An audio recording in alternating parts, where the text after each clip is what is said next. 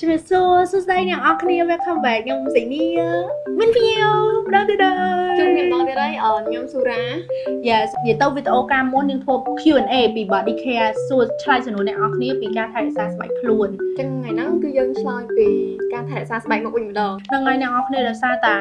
មានគេ request មកច្រើនមែនតើសំណពរឲ្យពួកខ្ញុំធ្វើ Q&A ដែរតែធ្វើពីមុខវិញនិយាយទៅពួកខ្ញុំមិនមែនប៉ែតអីទេតែដោយសារតែពីអ្នកខ្ញុំបានយើងកាន់ product បានច្រើនមែនតើយើងតែ product បងតែបានឆ្នាំមែននិយាយទៅការតេស្តរបស់បងមិនថាអូឲ្យឃើញអាហ្នឹងមកឃើញតេស្តបងត្រូវការមើលគ្រឿងផ្សំអីចឹងយើងទូ research អីខ្លះហ្នឹងហើយ15មកដល់ឥឡូវច្រើនដែរ6 7ឆ្នាំស្អីទៅមួយឆ្នាំឯអ្នកនរគ្នាតែគ្រាន់តែថាក្នុងវីដេអូនេះគោលដៅគឺគ្រាន់តែអាចចែករំលែកបទពិសោធន៍អ្នកនរគ្នាដោយសារខ្ញុំធ្លាប់ប្រើយើងតេស្ត product បានច្រើនអញ្ចឹងណាអត់ចង់ឲ្យគាត់ខាត់លុយទាំងស្ងាត់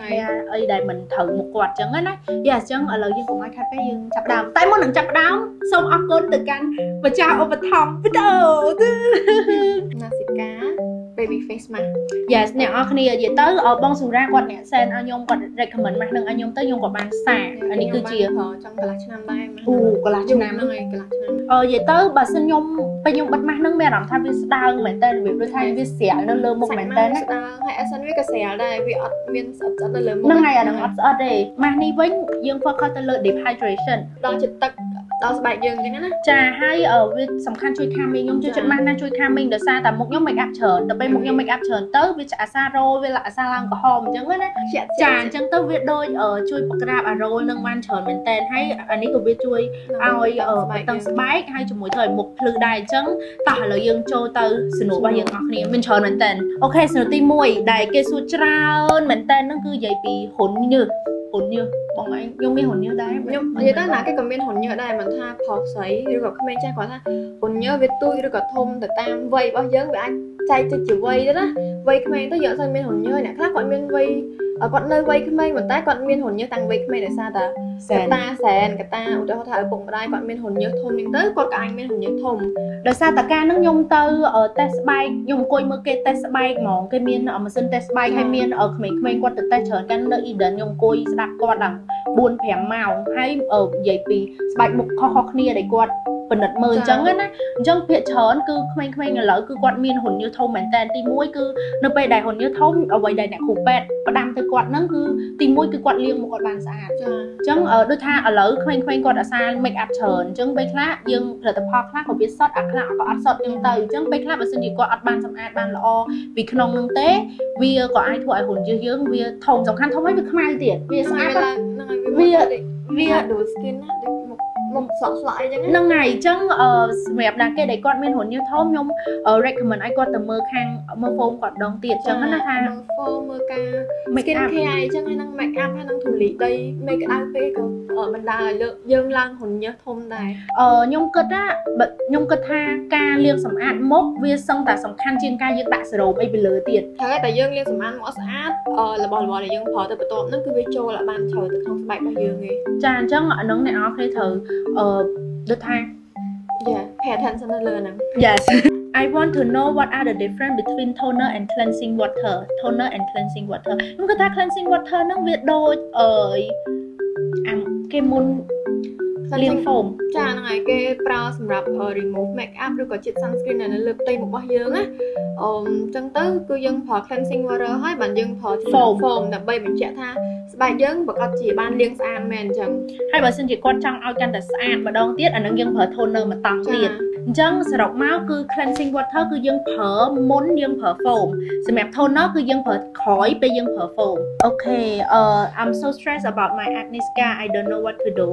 about it មកចំពោះបងគាត់ថាស្នាមមុនជាទូទៅបើសិនជាគាត់អត់មានប្រើអីសោះហ្មងអត់មានប្រើអីសោះគឺចំណាយពេល28ថ្ងៃដើម្បីបាត់ព្រោះកោសិកាយើងវា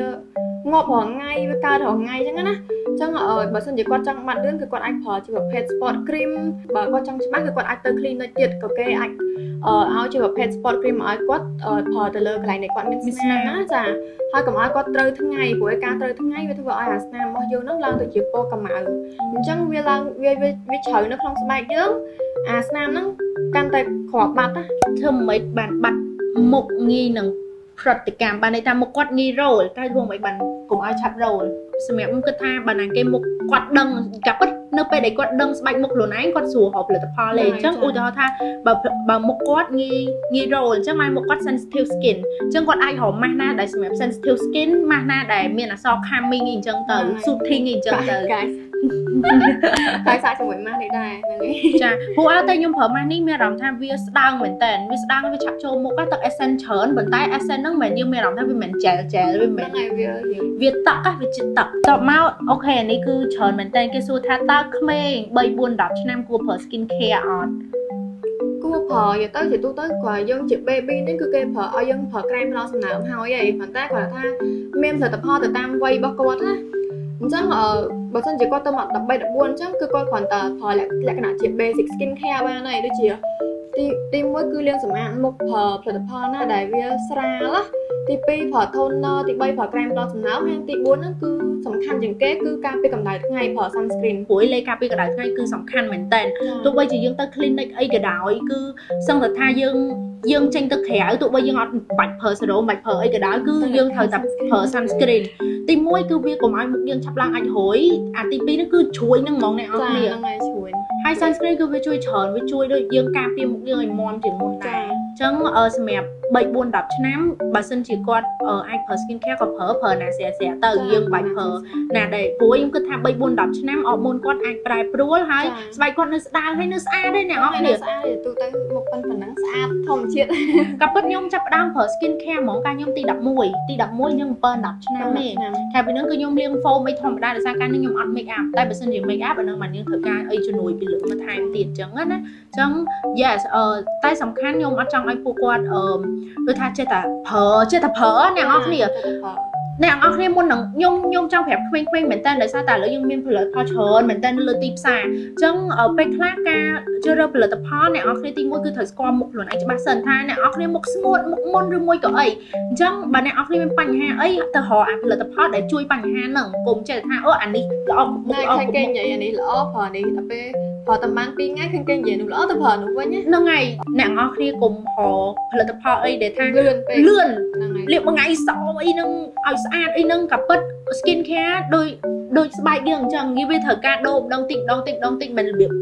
ហ្នឹងហើយងើបមកវ៉ាស្អាតហើយអាហ្នឹងខ្លាចអ្នកនរគ្នាពីមុនខ្ញុំដឹងពេលខ្លះយើងចង់ឲ្យមុខយើងស្អាតតែគ្រាន់តែថាបើសិនជាយើងអត់ថែវាដល់ឬមួយក៏យើងបខំពេកឬមួយយើងដូរចោលតែខូចហើយគឺចាបាក់ស្ដារឡើង so អូខេអ្នកទាំងអស់គ្នាអញ្ចឹងឥឡូវយើងបានឆ្លើយសំណួរ skin care ដែលអ្នកនៅ IG follower យើងបានសួរច្រើនមែនតើហើយហើយមែនតើសំណួរនេះដោយសារតែអាណាដែលយើងអត់ប្រកាសយើងឲ្យហ៊ាន recommend ប្រាប់អ្នកទាំងអស់គ្នាទេអញ្ចឹងម្ដងទៀតអរគុណអ្នកទាំងអស់គ្នាសម្រាប់ការមើលហើយអរគុណ sponsor 2 yes baby face mask អ្នកទាំងអស់គ្នាអាចរកទិញបាននៅ account ដែលខ្ញុំដាក់ខាងលើហើយប្រាប់ម្ដងទៀតម៉ាស់នេះគឺរូបមន្តរបស់កូរ៉េចាវាជួយឲ្យផ្ដល់សំណើមវាជួយបក្រាបរលហើយវាជួយឲ្យមុខយើងតឹងជាងមុនហើយក៏ដូចវាជួយឲ្យ